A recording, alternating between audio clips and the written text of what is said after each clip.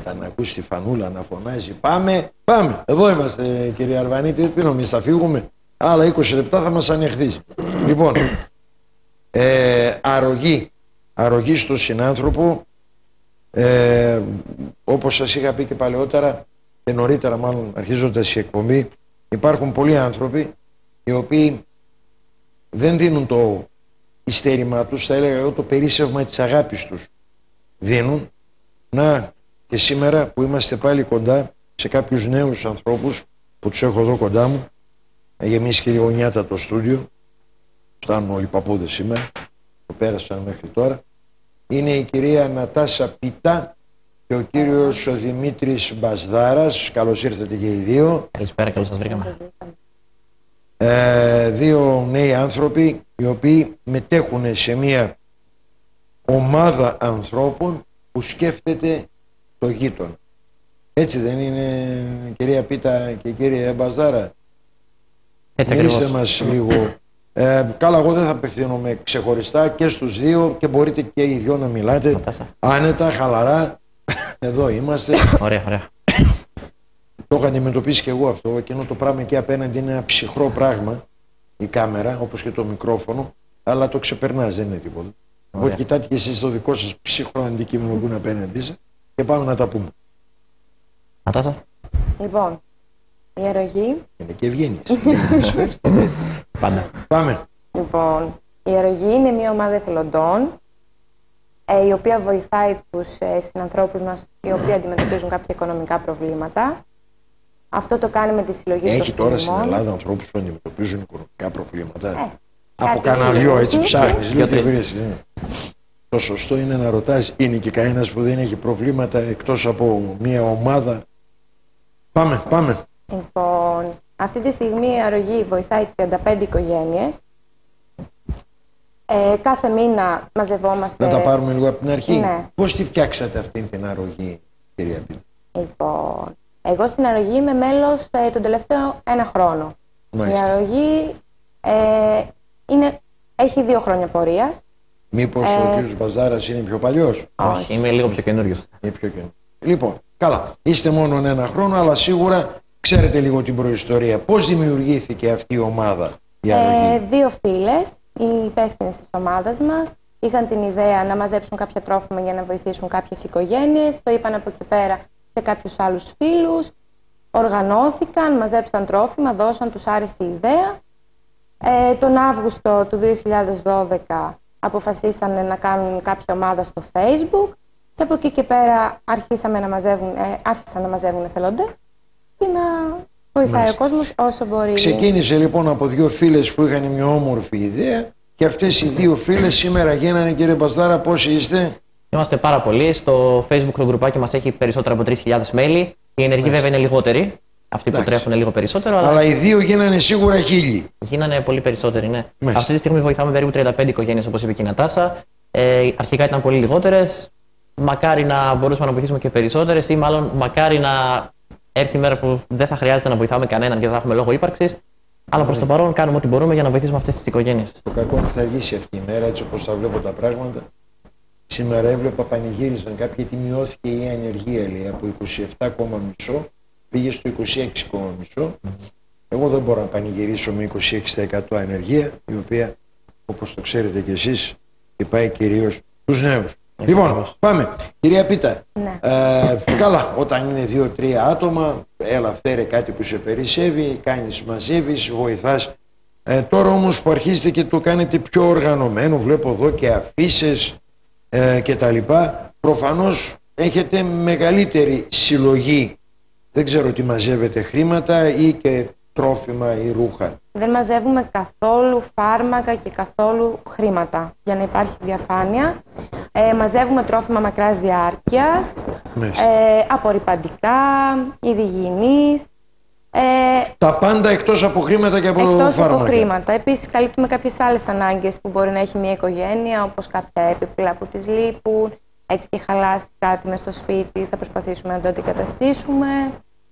Και μαζεύουμε, να διευκρινίσω, μόνο τρόφιμα τα οποία δεν θέλουν ψυγείο, γιατί δυστυχώς δεν έχουμε την πολυτέλεια να έχουμε και ψυγείο. Μόνο ξηρά τροφή, και ό,τι μπορούμε να κρατήσουμε σε μια αποθήκη που έχουμε. Δηλαδή, ακόμα και αν δεν έχει μια οικογένεια ένα κρεβάτι για ένα νεογέννητο παιδί, και αυτό το φροντίζετε? Ναι, κάνουμε μια ανάρτηση στην ομάδα στο Facebook και από εκεί πέρα βρίσκουμε εθελοντές οι οποίοι έχουν αυτό το κρεβάτι, δεν το χρειάζονται και μας το δίνουν. Για πες μου λίγο, δηλαδή, μέσα από το Facebook λειτουργεί αυτό το σύστημα όλο? Από εκεί γίνονται οι ανακοινώσεις? Από εκεί γίνονται οι ανακοινώσεις. Έχουμε και site στο ίντερνετ, το οποίο μπορεί να μπει ο κόσμος, είναι το www.arroges.gr. Arroges.gr. Και φυσικά μπορεί κάποιος που δεν έχει Facebook να βοηθήσει, δεν είναι απαραίτητο να έχει κάποιος Facebook, μέσω τηλεφώνου, μέσω email, βρίσκει τον τρόπο να βοηθήσει όποιος ενδιαφέρεται, τον ενημερώνουμε κι εμείς. Να τονίσουμε κιόλας ότι η ομάδα δεν είναι μια κλειστή ομάδα, δεν είμαστε δηλαδή μόνο εμείς που προσπαθούμε να βοηθάμε. Θέλουμε γενικά, χρειαζόμαστε άτομα. Έχουμε έλλειψη από άτομα γενικά. Χρειάζεται πολλή δουλειά για να στηθεί όλο αυτό. Βλέπετε αφήσεις, οργάνωση, τρέξιμο. Αυτή τη βδομάδα κιόλας κανονίζουμε. Εγώ μπορώ να είμαι μαζί σας? Φυσικά, φυσικά. Αυτό που κάνω δεν είναι βοήθεια? Ναι, φυσικά. Το βγάζουμε στην εκπομπή και το μαθαίνει ο κόσμος. Σας ευχαριστούμε πολύ, φυσικά. Όχι, να με ευχαριστείτε. Καταρχήν, ένα πράγμα να ξέρετε. Ούτε λέω ευχαριστώ σε κανέναν, ούτε να μην πει κανένας ευχαριστώ. Όταν θέλεις να βοηθήσεις τον συνάνθρωπό σου, δεν το κάνεις για να εισπράξεις το ευχαριστώ. Έτσι. Νομίζω αυτό είναι αρχή και δική σας. Αυτά τα κάνουν αυτοί που κάνουν μια δωρεά και σπέβδουν να το ανακοινώσουν ότι κάνανε μια δωρεά. Έχουν δισεκατομμύρια και πρέπει εμείς να συγκινηθούμε όλοι ότι επειδή δώσανε 5, 10, 50 χιλιάρικα. Καλά κάνανε και τα δώσανε. Όταν βοηθάς δεν το ανακοινώνεις. Αυτό νομίζω ότι είναι κανόνας. Και συγχαρητήρια και σε εσάς που προσπαθείτε. Πού κοντά βρίσκεται η αρρωγή? Πρέπει να δώσουμε και διεύθυνση, για πείτε. Δεν έχουμε γραφεία σαν ομάδα. Έχουμε μία αποθήκη, την οποία μας την έχουν παραχωρήσει για αυτόν τον σκοπό και βρίσκεται στην Ηλιούπολη. Αυτό. Έχουμε 10 σημεία συλλογής τροφίμων όμως. Αυτή η αποθήκη λειτουργεί ως γραφείο ή μόνο ως χώρος συγκέντρωσης? Χώρος συγκέντρωσης τροφίμων. Έχουμε όμως 10 σημεία συλλογής τροφίμων. Και αυτό παραχωρήθηκε από εθελοντή. Μπράβο ρε παιδιά, μπράβο. Υπάρχουν 10 σημεία συλλογής τροφίμων μες στην πόλη όμως, που όποιος θέλει μπορεί να τα βρει στο site μας, το Arroges, όπως είπαμε, με 2S. Υπάρχουν 10 σημεία συλλογής τροφίμων πάλι από εθελοντές, σε μαγαζιά δηλαδή ιδιωτών, ας πούμε, κυρίως είναι τα σημεία συλλογής. Μπορεί όποιος θέλει να φέρει τα πράγματά του ή τρόφιμα, όπως είπαμε, ξηρά τροφή ή κάποια είδη όπως ταμπουάνα, φρόλτρο, οτιδήποτε μπορεί να χρειαστεί μια οικογένεια. Και τα μαζεύουμε, τα πηγαίνουν εθελοντές στην αποθήκη και μοιράζονται μετά σε 35 πακέτα στις οικογένειες κάθε μήνα. Αυτοί οι 3.000 άνθρωποι που μετέχετε σε αυτήν την όμορφη παρέα, μπορούμε να τους προσδιορίσουμε ηλικιακά? Νομίζω όχι, καλύπτουν όλες τις ηλικίες. Είναι από πολύ μικρά παιδιά. Πολλοί κόσμος φέρνει τα παιδιά του από πολύ μικρά για να τους μοιήσει, ας πούμε, στον εθελοντισμό από μικρά παιδιά. Μία κυρία μου έλεγε προχθές ότι έχει ένα παιδάκι, ούτε δημοτικό νομίζω δεν πηγαίνει, και όταν του δίνουν χρήματα, τα βάζει σε ένα κουμπαρά, ας πούμε, για να του λέει ότι κάποιο παιδάκι βάλε στην άκρη αυτά για ένα παιδάκι που ίσως είναι άρρωστο, χρειάζεται λεφτά κτλ. Και το παιδάκι έχει μάθει και λέει: μαζεύω και λίγα λεφτά για κάποιο άλλο παιδάκι που είναι άρρωστο, ας πούμε. Και είναι κάτι πολύ ευχάριστο γιατί. Έτσι... Και βέβαια προέρχεστε από διάφορους χώρους, εννοώ επαγγελματικούς, οτιδήποτε. Ακριβώς. Εσείς, από ό,τι μου είπαν, είστε μηχανικός, καθηγητής πληροφορικής. Ακριβώς, καθηγητής πληροφορικής, ναι. Καμία σχέση. Εσείς, κυρία Πίτα? Εμείς έχουμε οικογενειακή επιχείρηση και βοηθάω εκεί. Έχουμε βιβλίο πολύ. Έτσι που βοηθάτε, εργάζεστε. Ναι. Επιχειρηματίας δηλαδή. Βοηθάω σημαίνει ότι περνάω μισή ώρα, λέω γεια σου Ντάντι και φεύγω. Από κάτι ταινίες που βλέπαμε. Μπράβο, δουλεύω εκεί κανονικά. Χτυπάμε το 8ωρο δηλαδή. Και έτσι πρέπει. Και είναι από οποιονδήποτε χώρο. Δεν μπορεί να είναι ένας γιατρός, μπορεί να είναι οποιοδήποτε να μετέχει σε αυτήν την ομάδα. Από οποιοδήποτε μέρος της Θεσσαλονίκης. Ηλικία, πεποίθηση, κομματική, οτιδήποτε. Έχετε οργανωθεί ως ομάδα σε κάποιο σωματείο, σε κάποιο σύλλογο με διοικητικά συμβούλια κτλ. Ή έτσι το αφήνετε να κυλάει ελεύθερα? Προς το παρόν το αφήνουμε και κυλάει ελεύθερα και βλέποντας. Προς το παρόν το αφήνουμε και κυλάει. Μόνο δεν χρειάζεται ένα συντονισμός από κάποιους ανθρώπους, κάποιων προσπαθειών? Δηλαδή το κυλάω ελεύθερα μου αρέσει και εμένα, αλλά από την άλλη πλευρά και ένα συντονισμός χρειάζεται. Ίσως χρειάζεται, απλά προς το παρόν έχουμε έλλειψη από ιδιόκτητους χώρους, ίσως έλλειψη χρόνου από κάποιους, ο καθένας όσο προλαβαίνει και όποτε μπορεί βοηθάει. Καλά, δηλαδή, εντάξει, αυτό εννοείται. Επίσης δεν υπάρχει ξεκάθαρη ιεραρχία, δεν έχουμε κάποιον, ας πούμε, αρχηγό ή κάποιον, οπότε για το λόγο αυτό δεν. Όχι, επαναλαμβάνω, καλά κάνετε, εμένα μου αρέσει αυτό, αλλά για το θέμα, ας πούμε, του να κάποιος να συντονίζει, ρε παιδάκι μου, τα μαζέψαμε όλα αυτά, πότε τα πάμε? άμα λέει ο καθένας και από κάτι δεν βγαίνει άκρη, πρέπει κάποιος να πάρει και μια απόφαση. Νομίζω ότι με λίγο καλή διάθεση προς το παρόν βρίσκουμε την άκρη. Άμα χρειαστεί και τα βρούμε πιο σκούρα, ίσως γίνει και αυτό αν μεγαλώσει η ομάδα. Μακάρι να μεγαλώσει πολύ και να χρειαστεί να το οργανώσουμε κάπως έτσι. 3.000 άτομα αφού μαζεύτηκαν, καλά πάτε. Πάμε να δούμε τώρα μια εκδήλωση που κάνετε την ερχόμενη Κυριακή. Βλέπω εδώ ζουζουνοπαρές, καρουζέλ κτλ. Τι είναι αυτό, εγώ θα δείξω την αφίσα. Ο κύριος Δημήτρης εδώ θα ζουμάρει. Ναι. Και είναι την Κυριακή όπως λέει. Με τον Δημήτρη θα μας πούνε τι ακριβώς πάνε να κάνουν. Είναι την Κυριακή όπως λέει και η αφίσα, 8 του μηνός, την Κυριακή που μας έρχεται. Από τις 11 το πρωί μέχρι τις 8 το βράδυ στην παραλία στο άγαλμα του Μεγάλου Αλεξάνδρου. Είναι μια εκδήλωση που αφορά όλο τον κόσμο, κυρίως οικογένειες που έχουν παιδιά, αλλά όχι μόνο, αφορά όλες τις ηλικίες. Μπορούν να έρθουν, έχει ανάγνωση παραμυθιών, σχολή χορού, συγκροτήματα μουσικής. Ευχαριστούμε και την μπάντα Κρουστών Παραναουέ που θα είναι εκεί. Σχολές χορού, ζωγραφική, σοκολατοδημιουργίες, εργαστήρια χειροτεχνίας, πρώτες βοήθειες. Θα έχει πάρα πολλά event και άλλες εκπλήξεις.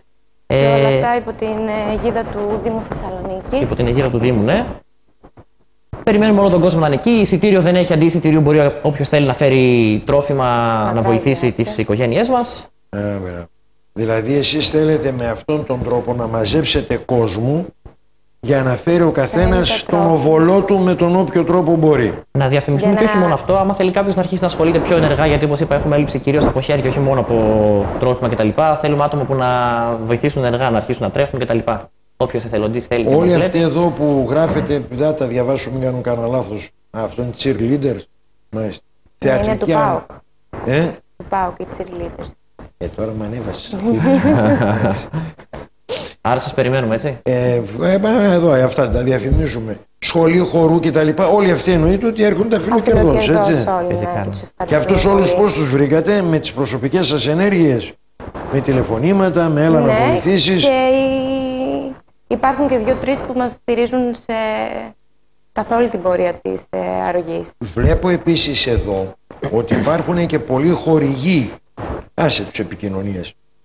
Εμάς γιατί μας βάλατε εδώ που σας έχουμε στην εκπομπή μας, έπρεπε να μας βάλετε και εμάς. Δεν πειράζει. Εμείς θα σας έχουμε χωρίς να μας βράζει. Βλέπω εδώ εκδόσεις, ξέρω εγώ, μπουγάτσα, φρέσκο ψάρι, γιαούρτια. Έχει και διάφορες επιχειρήσεις και αυτοί είναι στο πλευρό σας. Και αυτοί μας βοηθάνε όπως μπορούν με τον τρόπο. Δίνουν τίποτα ή μόνο μπαίνουν εδώ τα ονόματά τους? Δίνουν όλοι αυτοί. Δίνουν, έτσι. Τζάμπα δεν βάζετε κανένα. Όλη η εκδήλωση στηρίζεται σε εθελοντές και μόνο. Μάλιστα. Βλέπω εδώ διάφορες εταιρείες, λιθογραφείο, βλέπω παγωποιείο. Δόξα τω Θεώ, είναι αρκετοί. Και όλοι αυτοί βοηθούν την ιστορία. Να πούμε ότι γίνεται μια εκδήλωση κάθε μήνα συνήθως κανονίζουμε σε ένα καφέ της πόλης, κάθε φορά στο διαφορετικό συνήθως για να καλύψουμε όλη τη Θεσσαλονίκη, ας πούμε, και δυτικά και ανατολικά.